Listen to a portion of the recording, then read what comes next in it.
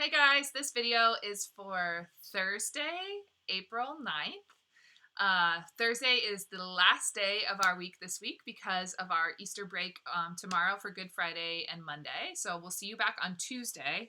I'm really excited for Tuesday because we're going to be starting our new novel study, which is on the crossover.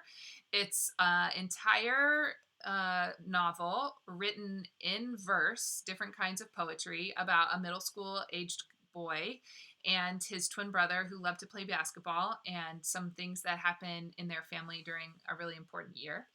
So I'm looking forward to reading that with you. I have recorded myself reading the whole thing aloud in little chunks, so I'm going to be posting that starting next week in the Google Classroom if you prefer to listen along as somebody reads, so look for those. And then we'll be doing a bunch of activities together. But for today, you're finishing up in your grammar packet. You should be doing the final pages. And then we get to take a break for doing that kind of grammar work for a while.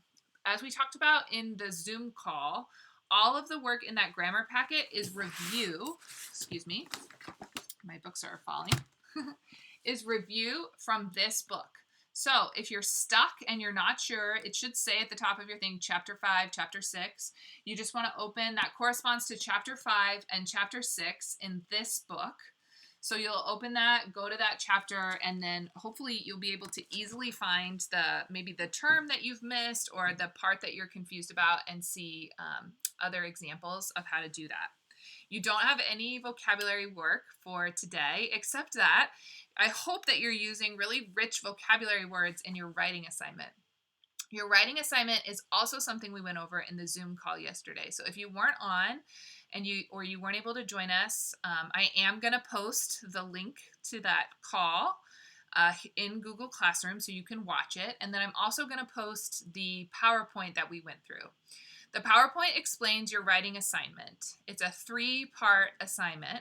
Part 1, you're going to go back through your literature book and find one paragraph in one story that you really like, a rich paragraph that has a lot of imagery or details. It can be from any story, any paragraph you want.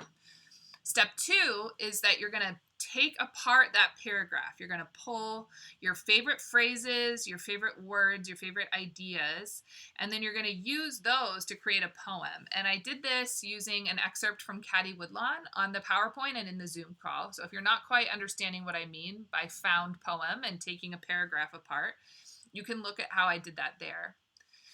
Then your last step, you're going to look at that found poem that you've written, and you're going to write your own poem. So it's a parallel poem that talks about your life and experience, but it matches exactly sort of the rhythm and style and formatting of your poem that you found from a paragraph in your literature book.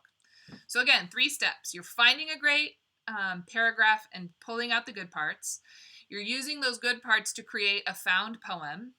And then you're looking at your found poem and creating a second stanza that's about your life, but it's parallel. It's in the same style.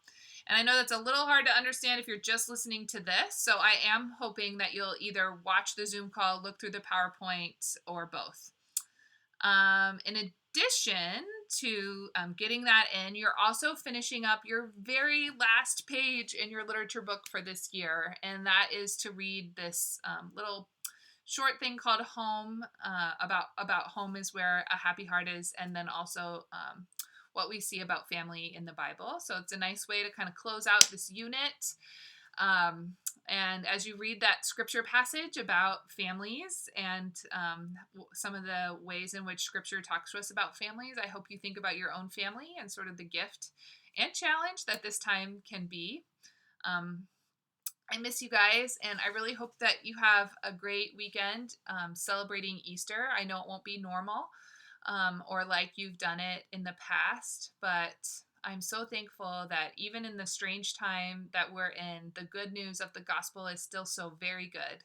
And that on Easter, when we celebrate that Christ has come, Christ has died, Christ has risen again, that means we have hope for today and for all time. Talk soon. See you next week. Bye-bye.